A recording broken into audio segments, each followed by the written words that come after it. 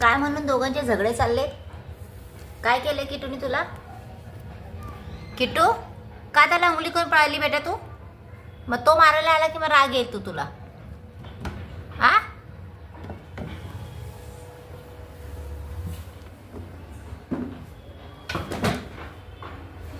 असा म्हणजे कसा करावा हमला तिच्यावरती?